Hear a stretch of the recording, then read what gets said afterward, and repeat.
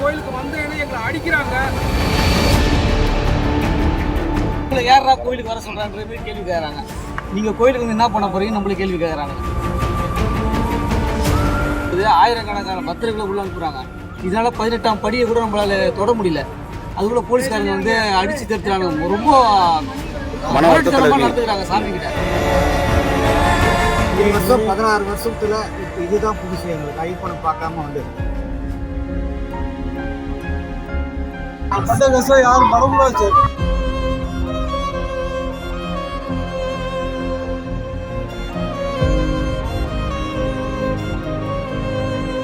கட்டுக்கடங்காத கூட்ட நெரிசல்.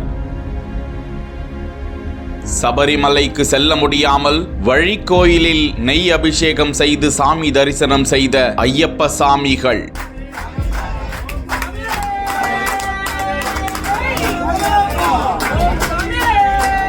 சபரிமலை ஐயப்பன் கோவிலுக்கு ஆண்டுதோறும் கர்நாடகா, ஆந்திரா, தமிழ்நாடு உள்ளிட்ட பல்வேறு மாநிலங்களில் இருந்து லட்சக்கணக்கான பக்தர்கள் மாலை அணிந்து விரதம் இருந்து எத்தனை கூட்டமாக இருந்தாலும் சபரிமலை சென்று தரிசனம் செய்து வருகிறார்கள். இது போன்று தேனி மாவட்டம் கம்பம் அருகே உள்ள சுருளி அருவி புண்ணிய ஸ்தலமாக விளங்குவதால் சபரிமலையில் செய்யும் கலச பூஜை, படி பூஜை, புஷ்ப அபிஷேகம், மண்டல அபிஷேகம் உள்ளிட்ட அனைத்து பூஜைகளும் சிறப்பாக நடந்து வருகிறது.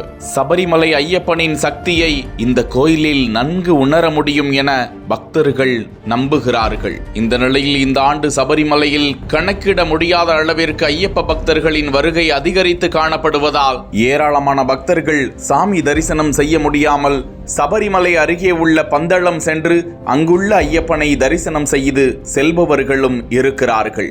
இதற்கிடையே சென்னை அசோக் நகர் பகுதியில் ஸ்ரீ சபரிமலை நண்பர்கள் யாத்திரை குழுவினர் 16வது ஆண்டாக 40 பேர் கொண்ட குழுவினர் சபரிமலைக்கு பயணமானார்கள். ஆனால் கட்டுக்கடங்காத கூட்டம், ஐயப்பனை தரிசிக்க முடியாத நிலை ஏற்பட்டது.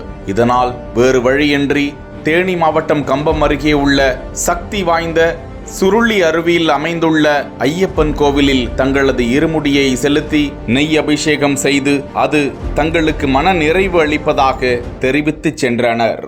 சபரிமலைக்கு போகும்போது மன உளைச்சலோட வெளியே வந்ததால எங்க வந்து நாங்கள் சாமி பார்க்காம முடியுமோன்ற மன வருத்தத்தோட வந்ததோட இங்கே தேடி ஐயப்பன் கோயிலில் எங்களுக்கு அபிஷேகம் பண்ணி எங்களுக்கு ஐயன் வந்து எங்களுக்கு ஒரு தனி வழி காட்டின போல இருக்குது இந்த நிகழ்வு. இந்த கோடான கோடி ஐயப்ப பக்தருக்கு நன்றி நன்றி நன்றி.